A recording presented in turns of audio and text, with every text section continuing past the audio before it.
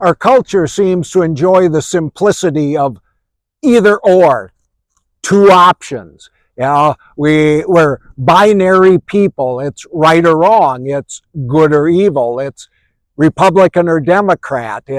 We're going to reach across the aisle like there's only one aisle, so then there's two sides. And some people even use Christian scripture to promote that as well. I'm going to share with you a few passages from the New Testament, obviously, the Christian scriptures, all of these attributed to Jesus.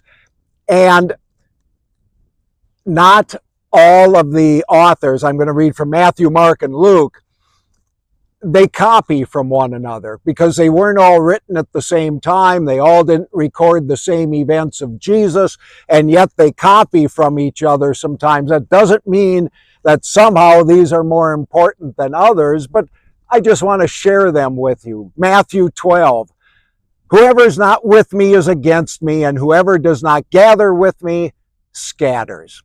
Mark 9, for the one who is not against us is for us. Do not stop him, for the one who is not against you is for you. And Luke 11, whoever is not with me is against me, and whoever does not gather with me scatters. And then the book of Revelation, and these are not Jesus's words, they're attributed to, I suppose you could say Jesus, but that wasn't the point. Maybe it's God in general. I know your works. You are neither cold nor hot. Would that you were either cold or hot. So because you are lukewarm and not hot nor cold, I will spit you out of my mouth. Boy, it's nice to, isn't it? Just to have, there's going to be one right answer, here or here. But if you look at that, there's a lot of space in between. What I hope to do in this video is let you think about that space in between in a variety of different ways. But before we get to the next part, there's going to be the little transition here, and I put this transition in here for my good friend Dan, who is a person who really loves trains and has loved them for years and years and years. So continue watching, and we're going to keep exploring.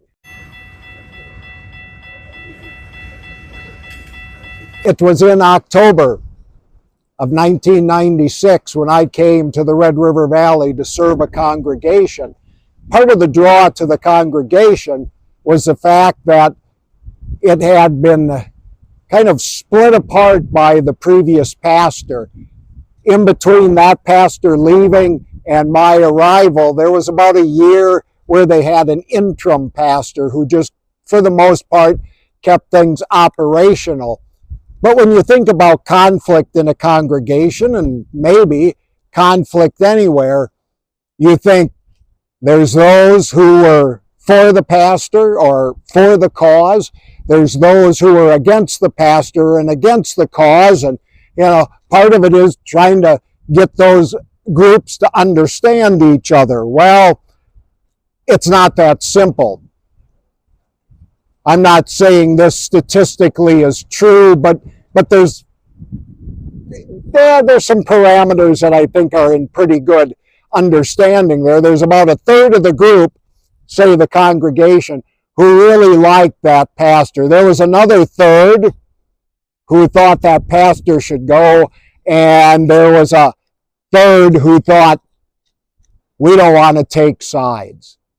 And I think that's part of most any conflict or any kind of disagreement at times. There's those who are adamant on one side, those who are adamant on another, and a whole big group that just wants to understand, to question, to live life, and to come to some resolution.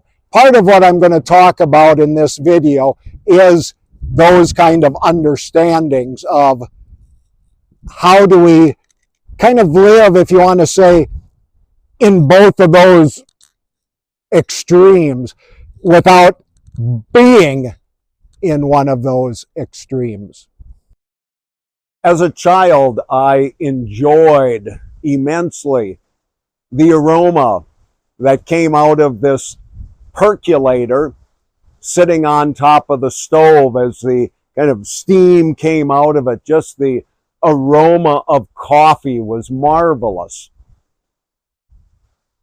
However, I couldn't drink any of it because my grandmother or my parents would say, no, that's an adult drink. You don't need it yet. Or other times I was told it would stunt my growth if I drank coffee.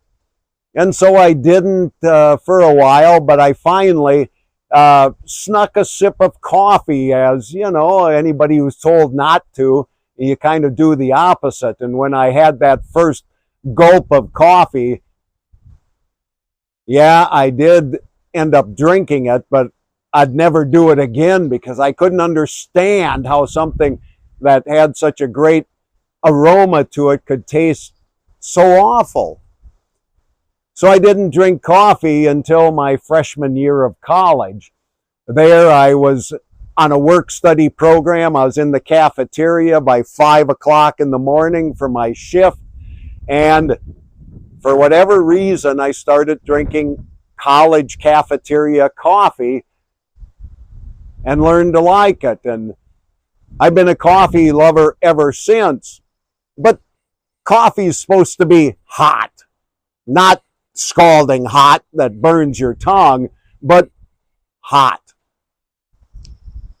Well, it happened, I don't know how many years ago, but I had to drive somewhere and it was evening time, and I ended up getting a iced coffee from Dunkin' Donuts, and they put some cream in it. And that was the worst thing I ever had in my life. How could anybody drink this stuff? And yet I paid good money for it.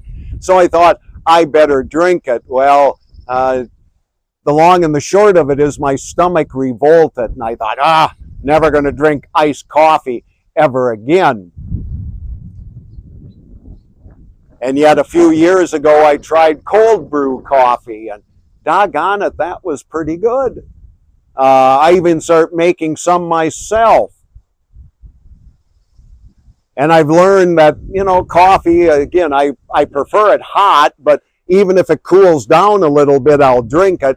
And even cold brew or ice brewed coffee, I've learned to appreciate.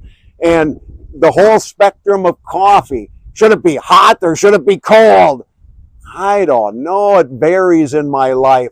And so there's a whole spectrum of coffee that I've learned to appreciate. No, I don't buy the coffee that comes in the plastic 2 or 3 pound, whatever that is. I'll buy whole bean coffee and grind it myself. And maybe some people call me a coffee snob. I don't know. But the experience of coffee, it doesn't have to be one way or the other, but all of the variety in between, which helps to, elevate my enjoyment of what coffee is and allow me to drink coffee at different settings with different people. Not that it has to be, you better brew it my way. It could be from a Keurig, it can be from a Nespresso, it can be from a percolator on top of a stove. I don't care. Because the sharing of coffee or the drinking of coffee is about the community, the people, those with whom you get to share it. So back to the main point of this video. Hot or cold, this way or that way. You better take a side. You better be passionate about something and you better hang on to it. Where does that come from? I think in some ways it comes from those who want something done their way. That if you're not for me, you're against me. So if you like me and it's a fear of rejection, maybe it's the power of saying I've got all these people who like me or my way's the best way. And when we do that, we divide. And where does division get us? It's good for math, but not good for human beings. because I think we're meant to be community, to experience the differences. Doesn't mean we have to agree or accept every difference, but to share. Cold brew coffee, I like it. And it's more about sharing it at times with people I want to gain experiences from or hear their perspectives. It's not, if you don't drink hot coffee, I don't want anything to do with you. And I think as we look at our lives and our spiritual lives, it's not about who's right and who's wrong. It's about the vast majority of how do we experience and understand what it is that we have been provided with on this globe and with other people. It's about community and connections and how do we enjoy life together. So if you want, give me a comment. Invite me out for coffee. I don't care if it's from a percolator on the stove. I don't care if it's from a Keurig machine. I don't care if it's cold. I don't care if it's Folgers. It's about what we share together as people and to broaden our lives and hopefully to make life better as a community. Again, thank you for watching my video, and I look forward to your comments.